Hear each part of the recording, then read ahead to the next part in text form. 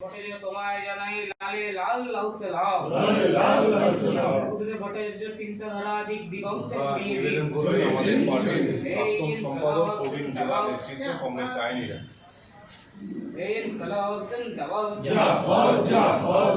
ভট্টাচার্য চিন্তাধারা দিক দিগন্তে ছড়িয়ে দিন। শ্রদ্ধা নিবেদন করবেন অমিত দত্ত। এবারে শ্রদ্ধা নিবেদন করবেন আমাদের জেলা সম্পাদক সদস্য কংগ্রেস বড়। আজকের থেকে এখান থেকে বাড়িতে ভট্টাচার্যের তার যে ভাবনা, তার যে চেতনা, সেটা আমাদের ছড়িয়ে দেওয়ার দায়িত্ব গ্রহণ করতে হবে। এবং বর্তমান কেন্দ্রের সরকার মন্ত্রিসভার পক্ষ থেকেই যাত্রা উৎসব, সেখানেও তিনি মাঝে মাঝে যেতেন। এরও নানাবিধ গুণ, তিনি সাহিত্যিক মানুষ, ভালো কবি, কবিতা আবৃত্তি করতেন এবং দক্ষতার সাথে তিনি সরকার পরিচালনা করেছেন। মন্ত্রিসভার পক্ষ থেকেই যাত্রা উৎসব, সেখানেও তিনি মাঝে মাঝে যেতেন।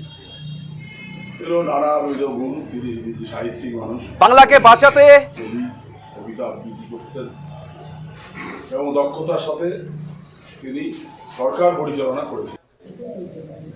পার্টির রাজ্য কমিটির আহ্বানে রাজ্য কমিটি এই বছর প্রথম আমাদের রাজ্য যখন প্রায় একদম সর্বনাশের প্রায় সীমান্তে মন্ত্রিসভা বাংলাকে বাঁচাতে কৃষি, শিল্প, শিক্ষা, সংস্কৃতি সব ক্ষেত্রে বুদ্ধদেব ভট্টাচার্যের স্বপ্নের পুনর্নির্মাণ করতে বামপন্থার পুনরুত্থানের ডাক দিয়েই রবিবার কোচবিহারে রাজ্যের প্রাক্তন মুখ্যমন্ত্রী ও প্রয়াত সিপিআইএম নেতা বুদ্ধদেব ভট্টাচার্যের ৮২তম জন্মবার্ষিকী উদযাপন করল সিপিআইএম। এদিন থেকে আনুষ্ঠানিকভাবে রাজ্যের বিধানসভা নির্বাচনের প্রচার অভিযান শুরু করল সিপিআইএম। ১৯৪৪ সালের ১ মার্চ জন্মগ্রহণ করেছিলেন বুদ্ধদেব ভট্টাচার্য। এদিন সিপিআইএম কোচবিহার জেলা সদর দপ্তরে বুদ্ধদেব ভট্টাচার্যের প্রতিকৃতিতে ফুলমালা দিয়ে শ্রদ্ধা জানান সিপিআইএম কোচবিহার জেলা সম্পাদক অনন্ত রায় সহ সিপিআইএম নেতা তারিণী রায়, মহানন্দ সাহা, অমিত দত্ত প্রমুখ। প্রাক্তন সম্পাদক প্রবীণ জেলা নেতৃত্ব কংগ্রেস আইনিরা।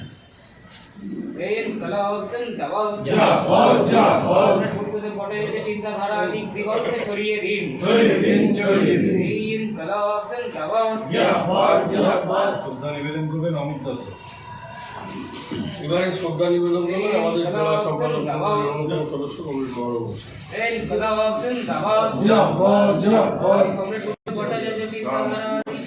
ছড়িয়ে দিন।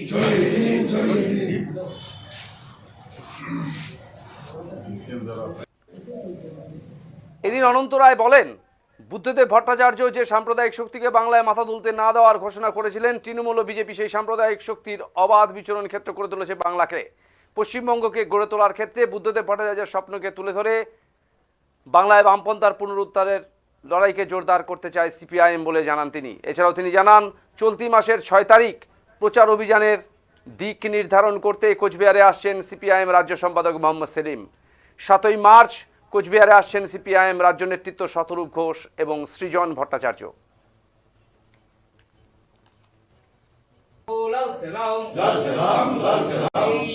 ভট্টাচার্যের রাজ্য নেতৃত্ব সঠিকভাবে আমাদের বুদ্ধদেব ভট্টাচার্যের জন্মদিবস আজকে উদযাপনের সিদ্ধান্ত নিয়েছে, সেটা গোটা রাজ্য জুড়ে হচ্ছে। এবং আজকে বুদ্ধদেব ভট্টাচার্যকে স্মরণ করেই আমরা এই নির্বাচনে আমাদের প্রচার কর্মসূচি আমরা গোটা রাজ্যে শুরু করব, আমাদের জেলাতেও শুরু হবে। কমরেডরা এখান থেকে ফিরে গিয়ে তারা শাখাগতভাবে, বৌদ্ধগতভাবে তারা আজকে প্রচারে নামবেন। এবং এর মধ্যে আমাদের রাজ্য সম্পাদক কমরেড আমাদের মোহাম্মদ সেলিম, তিনি ৬ তারিখ আমাদের জেলায় আসছেন, তার কর্মসূচি আছে। ৭ তারিখ আরও ২জন আমাদের রাজ্য কমিটির সদস্য, কমরেড শতরূপ ঘোষ, কমরেড সৃজন ভট্টাচার্য আসবেন।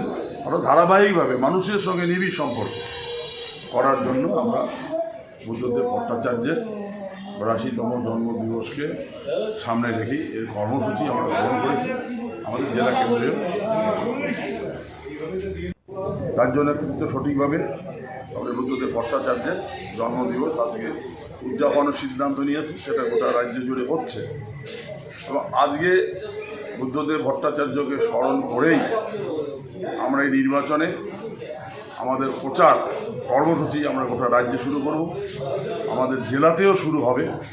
কমরেডরা এখান থেকে ফিরেই তারা শাখাগতভাবে বৌদ্ধগতভাবে তারা আজকে প্রচারে নামবেন এবং এর মধ্যে আমাদের রাজ্য সম্পাদক কমরেড আমাদের মোহাম্মদ সেলিম, তিনি 6 তারিখ আমাদের জেলায় আসছেন, তার কর্মসূচি আছে। 7 তারিখ আরও 2 জন আমাদের রাজ্য কমিটির সদস্য কমরেড শতরূপ ঘোষ, কমরেড সৃজন ভট্টাচার্য আসবেন। আরও ধারাবাহিকভাবে মানুষের সঙ্গে নিবিড় সম্পর্ক করার জন্য আমরা বুদ্ধদেব ভট্টাচার্যের 82তম জন্মদিবসকে সামনে রেখেই এর কর্মসূচি আমরা গ্রহণ করেছি আমাদের জেলা কেন্দ্রেও।